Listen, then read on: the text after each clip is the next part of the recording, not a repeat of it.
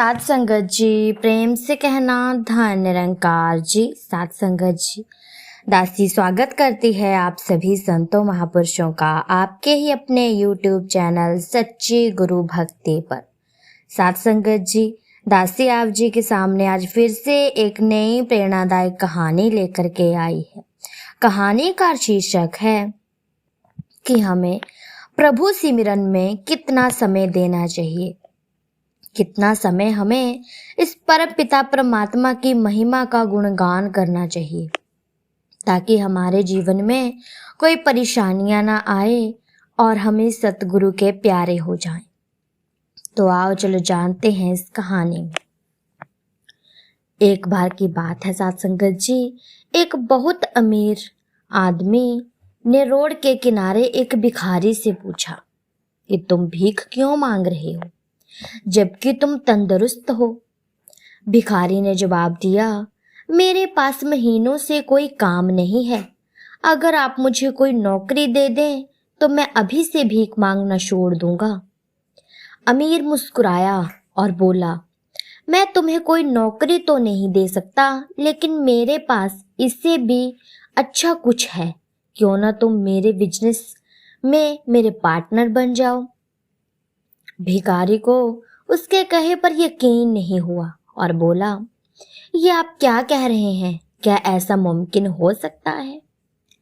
अमीर बोला, हाँ, मेरे पास एक चावल का प्लॉट है। तुम चावल बाजार में सप्लाई करो और जो भी मुनाफा होगा उसे हम महीने के अंत में आपस में बांट लेंगे।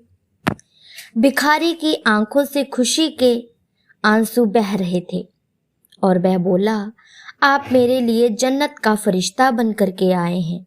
मैं किस कदर आपका शुक्रिया अदा करूं मेरे मालिक। आप तो मेरे लिए भगवान के रूप में आए हैं। फिर अचानक वो चुप हुआ और थोड़ा रुककर बोला, हम मुनाफे को कैसे बांटेंगे? क्या मैं 20% और आप 80% लेंगे, या मैं 10 और आप 90 लेंगे? जो भी हो, परंतु मैं तैयार हूं और बहुत खुश हूं। अमीर आदमी ने बड़े प्यार से उसके सिर पर हाथ रखा और बोला, मुझे मुनाफे का केवल 10% चाहिए, बाकी 90% तुम्हारा होगा, ताकि तुम तरक्की कर सको, तुम्हारा आगे का जीवन सुधर जाए। इसीलिए मैं तुम्हें 90% हिस्सा दूंगा। भिखारी अपने घुटने के बल गिर पड़ा और रोते हुए बोला, आप जैसा कहेंगे मैं वैसा ही करूंगा। मैं आपका बहुत ही शुक्रगुजार हूँ। यदि आप नहीं मिलते तो ना जाने मेरा इस दुनिया में क्या होता। मुझे तो लगता है यदि आप मुझे नहीं मिलते तो मैं इस तरह ही भीख मांगता रह जाता। आपने तो मुझे सही राह दिखाई है। और अगले दिन से भिखारी ने काम करना शुरू कर दिया। उम्दा चावल और बाजार से सस्ते होने के कारण तथा दिन रात की मेहनत से बहुत जल्द ही उसकी बिक्री काफी बढ़ गई। दिन प्रतिदिन तरक्की होने लगी।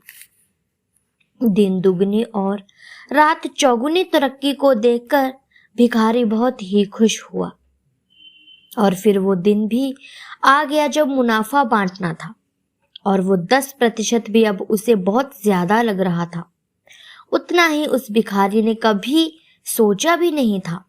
अचानक एक शैतान ख्याल उसके दिमाग में आया कि दिन रात मेहनत मैंने की है और उस अमीर आदमी ने तो कोई भी काम नहीं किया सिवाय मुझे अवसर देने के।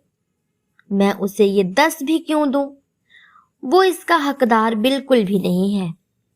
और फिर वो अमीर आदमी अपने निश्चित समय पर मुनाफे में अपना 10% हिस्सा वसूलने आया तो भिखारी ने उसे जवाब दे दिया, अभी कुछ हिसाब बाकी है।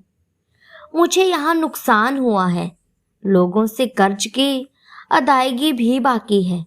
ऐसे बहाने बनाकर उस अमीर आदमी को हिस्सा देने से उसने टाल दिया।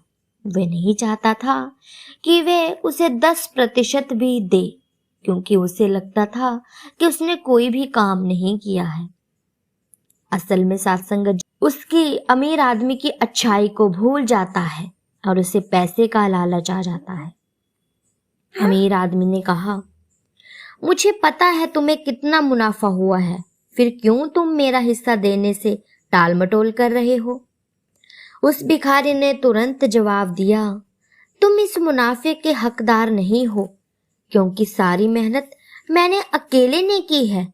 तुमने तो सिर्फ और सिर्फ मुझे ऑर्डर ही दिए हैं और तो कुछ किया ही नहीं।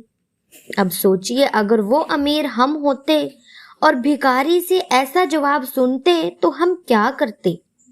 ठीक इसी तरह भगवान ने हमें जिंदगी दी है साथ संगत जी। हाथ पैर, आंख कान, दिमाग आदि अंग दिए हैं, समझ बूझ दी है, बोलने को जुबान और जज्बात दिए हैं।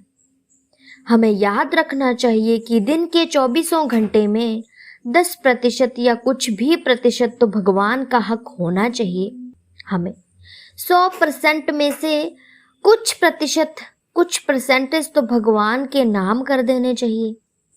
हमें इसे राजी खुशी भगवान के नाम सिमरन में अदा करना चाहिए। अपनी कमाई से 10% या कुछ भी प्रतिशत निकाल कर अच्छे कामों में लगाना चाहिए और भगवान का शुक्रिया अदा करना चाहिए, जिसने हमें ये जिंदगी दी है, ये सुख दिए हैं, सारे ऐशो आराम दिए हैं। इस भगवान का तो हमें शुक्रिया अदा करना चाहिए।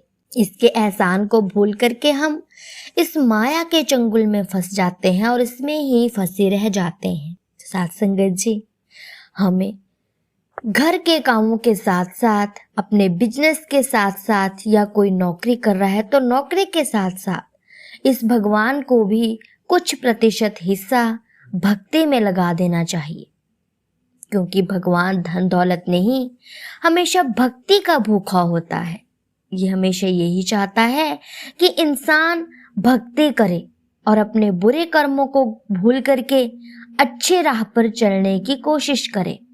साथ संगत जी, भगवान हमारे लिए बहुत कुछ सोचते हैं, लेकिन हमारे ही दिल में छल कपट आ जाता है, जिसके कारण हम खुद ही अपने पैरों पर कुल्हाड़ी मार लेते हैं और फिर इसकी वजह हम इस निरंकार प्रभु परमात्मा को बना देते हैं कि इसकी वजह से ऐसा हुआ। जब हम इस परमपिता परमात्मा का नाम ही नहीं जपेंगे, इसका भजन सुमिरन ही नहीं करेंगे, तो फिर हमें अच्छा इसे मांगने की क्या हक है? हम इससे अच्छा क्या मांग सकते हैं जब हम उसे बिल्कुल भी खुश नहीं कर सकते सिर्फ और सिर्फ 2 शब्द गुणगान करने से? तो फिर हमें ये क्या देगा? इसमें भी एक शर्त है। इंसान अपनी भलाई के लिए हमेशा ही शर्तें रखता है, चाहे वो बिजनेस में हो, चाहे वो और भी कोई काम हो, हमेशा ही शर्त रखता है, रिश्वत लेता है कि यदि तुम मेरा ये काम करोगे तो मुझे क्या मिलेगा, मुझे भी कुछ तुम्हें देना पड़ेगा। इसीलिए साथ संगत जी, भगवान की भी एक ही शर्त है कि यदि तुम दुनिया के सारे सुख पाना चाहते हो तो फिर तुम्हें इस परम पिता परमात्मा का गुणगान करना होगा, इसके नाम का भजन जाप करना होगा। यदि हम इतनी भी शर्त पूरी ना कर सकें तो लानत है फिर हमारी जिंदगी पर कि हम भगवान को सिर्फ 2% हिस्सा नहीं दे सकते और उनसे करोड़ों की संपत्ति मांगने की मांग करते हैं। भगवान कोई खिलौना नहीं कि जिसे पूजा या धूप बत्ती कर ली तो वे मान जाएगा। उसके लिए भक्ति की जरूरत होती है, वे भक्ति से ही मानता है, ऐसे नहीं मानता साथ संगत जी। इसीलिए साथ संगत जी, हमें कोशिश करनी है कि हम चाहे दिन में कुछ भी करें, चाहे कोई भी बिजनेस कर रहे हैं, कम से कम 10 या 20% इस भगवान के नाम कर देना चाहिए, ताकि हमारे परिवार और हमारा भला हो सके, हमारी जिंदगी में खुशहाली आ सके, हमें किसी भी चीज़ की कोई ज़रूरत ना रहे। इसीलिए हमें इस परम पिता परमात्मा को रिझाने के लिए इसका भजन जाप, इसका सुमिरन करना होता है। तो साथ संगत जी, दासी भी केवल बोलों में ना ही रह जाए, दासी भी कर्म करके दिखाए। तो साथ संगत जी, दासी की कहानी आप जी संतों महापुरुषों को अच्छी लगी हो तो वीडियो को लाइक कीजिएगा, कमेंट में धन निरंकार जी ज़रूर लिखिएगा, क्योंकि साथ संगत जी ऐसी ही प्रेरणादायक कहानियाँ मैं आप जी के सामने हर रोज़ लेकर के आती रहती हूँ। चैनल पर नए हैं तो चैनल को सब्सक्राइब जरूर कर लीजिएगा। मिलती हूँ मैं आपसे नई वीडियो में, तब तक के लिए धन्य निरंकार जी।